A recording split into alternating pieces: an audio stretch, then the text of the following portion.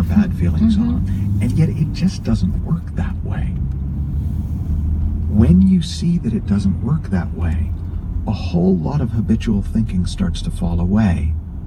And when that habitual thinking falls away, you find yourself resting in peace, sitting in meditation, more and more of the time, not because you're working at it, but because there's nothing there to take you away from it. And I think that's the key piece. There's nothing there to take us away, because it's really more about it's about the removing, or the allowing. Well, the other thing we've got on our side, right, that we have going for us is consciousness. Yeah. So consciousness it seems to have like a homing mechanism, right? It wakes us up to what's really going on at deeper and deeper levels. So consciousness itself is the alarm clock. And that's why we have these sudden moments of insight, these sudden moments of waking up to our crazy and going, oh my God, what was I thinking? Right? That's literally, what was I thinking? Because I guarantee you what you were feeling was what you were thinking. And consciousness is already there. It's like a built-in alarm clock, but we've gotten really good at ignoring it until it gets really loud. Absolutely. And as you start to look in this direction, as you start to look towards the quiet of mind, look towards silence, what you're searching for is a quiet mind. Everything else will come through that.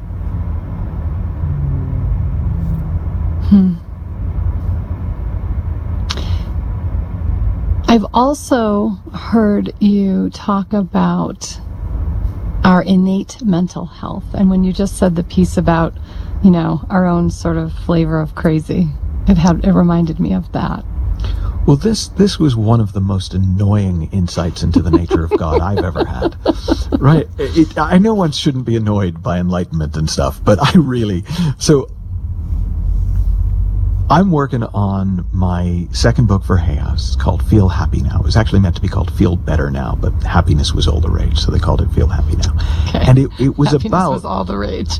It was about how you can mitigate your anxiety response and your depression response. And it was based on the best neuroscience and neurolinguistic programming that I had available to me at that time. It was also really based on what I did to not kill myself for 30 years as coming out of being a depressed suicidal teen.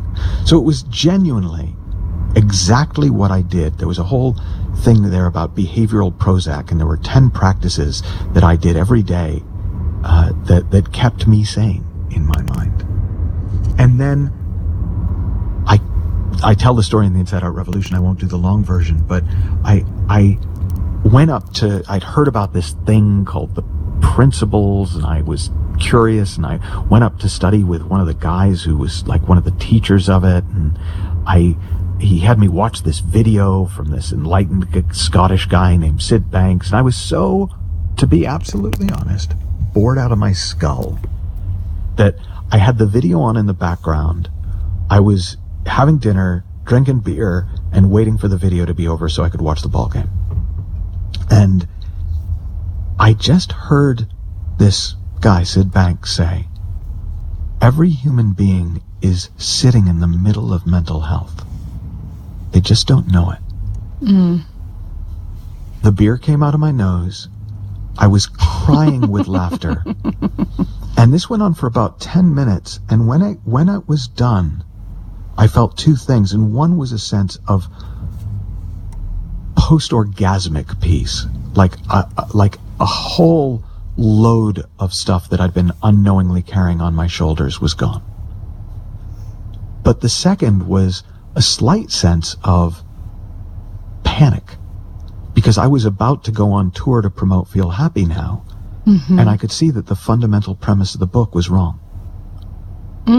that happiness wasn't something that you have to create, that actually stress and anxiety and depression are what we create.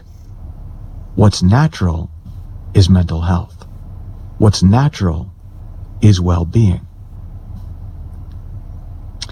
So fascinating to me because, obviously there's a theme here through all of this, which just has me start, seeing the way that we just complicate, or we gook up, or we load in the noise, or load in the stress, or load in the idea that it has to be hard. All of this, that the natural state that you're talking about across the board, the natural state with change, the natural state with thought, the natural state with our mind, the natural state with, our inner peace is all here, and it's all, what do I want to say? I don't know. I want to say it's all perfect, but that's not even the right word. It's all pure, I guess, is what I want to say. It's pure. It's uncontaminated by our personal thinking. It's impersonal, but not impersonal in a sort of a cold shoulder at a bar kind of a way. Mm-hmm. It's impersonal in the sense that it is true for every human being, regardless of what they've been through in their life. So, I don't know, then I've got questions from this place of like, what the hell happened? Well, it's a hell of a magic trick, right? Like the hanging out in your own head is like hanging out, this is a friend of mine's analogy, but it's like hanging out with a close-up magician, and he does magic tricks, and yet you fall for it every time. Right. Oh my God, that's so good. That's a great way to put it. And it's innocent. Right? One of the things that Sid Banks said that I absolutely loved, he said, look, every human being is doing the best they can given the thinking they have that looks real to them. Because when it looks real, you don't think it's thinking, so you don't know that you can do anything about it. Mm-hmm. But what consciousness does, as we keep looking in this direction, as we stay in this conversation, is you begin to see, oh wait, that's thought. Wait, that's made of thought. Wait, that's temporary and fluid too. That's not permanent. That just looks permanent. That's not a force I have to reckon with, because the minute I stop thinking that, it's gone. So I have a weird question. Oh, good. Because everything I've said has been really everything normal. You said is perfectly normal. Do you relate to thought and insight being the same thing? Not quite. They're at different levels for me. Okay. So thought, as I talk about thought, isn't our thinking. Like, it's not the content of our thinking. Okay. It's that which allows us to have thinking. It's like the delivery mechanism. Okay, thought delivery is the container. Gotcha. Absolutely. Okay. Insight is a particular kind of delivery. Okay. Right? Insight is where we see. It can happen at different levels. So it can be an insight about something, right? Like, oh, I've just seen what to do about this problem at work. Oh, this bit in the book where I was stuck, now I know what to do next. Oh, I know how to make my wife less mad at me, right? Whatever it is, these are obviously not personal examples. I'm choosing them from my vast experience as a life coach. Of course. But like, there's those kinds of insights. And those are probably the most common. What the insights, though, that are transformative, what I call the Charlton Heston insights. I love that. Right? So there's two kinds of insight. There's Homer Simpson and Charlton Heston. So the Homer Simpson insights are where you go, oh, how could I not have seen that? Right. Like, how obvious is that now that I see it, and how invisible was it right up until I saw it? Charlton Heston insights are the ones that are sexy and we write books about. Because they're the ones where we go, oh my God, and it just is so dramatic and everything looks different after than before. But the nature of that, of a Charlton, so for me, what those insights are they're seeing truth. They're seeing through the illusion. Mm-hmm. So they're not creative thoughts like the kind of insights into here's a better way to. They're a falling away of thought. So it reveals more of what was always there underneath. So in a way, insight as a transformative agent is more of a mining operation than a manufacturing operation. Okay. It's seeing what's already there, not creating something new. Insight, as it helps us in our business, in our creativity, in our lives, that's a creative force. That's another use of thought. And I don't know, I'm kind of putting you on the spot here, but I know you can take it. Because I asked you the weird question, and you said that sort of thought is the container and then insight is a delivery. What would you say are other delivery mechanisms? Oh, there aren't any that I'm aware There of. aren't any. No. Okay. No, it's all Okay, thought. so it's just all that. thought It's all the way okay. down. All And right. that's what makes it so simple and so annoying. Because we want it to be complicated. We want there to be causes that go back to our childhood or past lives or this or that. You're feeling thought in the moment. Now, the good news about that is that thought can change in an instant, which means that your experience of life can change in an instant. You're Absolutely. never more than one thought away from a completely new experience of being alive. So, again, not maybe another, sort of just me being me question. So if we know this, we intellectually know this, you're sharing this with us, all of us, and we believe you and we trust you and we know this now. Well, then you're screwed. And Because no, we genuinely, trust you. because then you're stuck with understanding why a joke should be funny. Right. Right? And well, he's a funny guy, and I get the joke. I understand why Right. the joke is funny. Right. So there you go. So let me go talk to other people about this now. No, if it doesn't make you laugh, you didn't get the joke. If you aren't at some level going, holy freaking mother of God, Yeah. you're getting this intellectually, but you're not seeing it. And it's when you see it that change happens.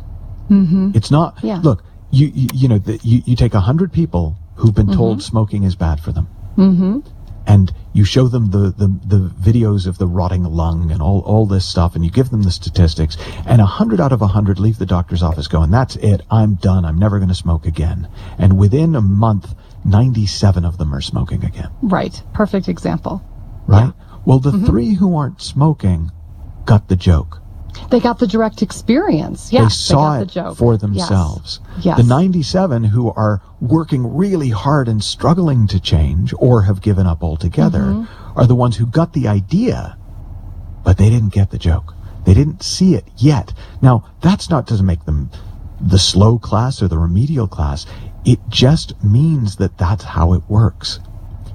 Change happens effortlessly when you see a deeper truth. Yes. Change happens effortlessly when you see a deeper truth. And if you try to change without the insight, it will always be hard. Not that it can't be done. We have amazing willpower. But it will always require our will, and it exhausts us, and it becomes a big project, and we're less inclined to take on the next one. Whereas when you see how effortless it can be, that I will simply, at some point, if I keep looking towards truth, I will see truth, and when I see truth, my life will change.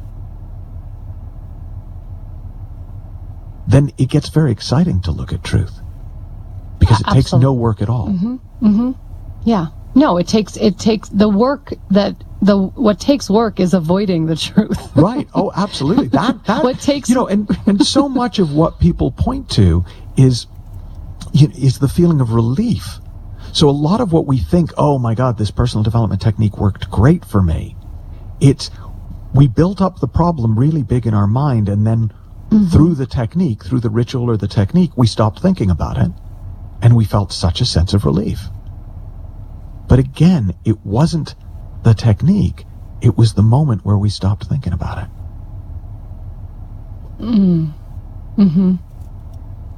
Yeah. Yeah, it's sort of that just sort of it's interesting that you said that piece before about the magician piece, because it's almost like the sleight of hand or like the trick of the eye. that recognition is so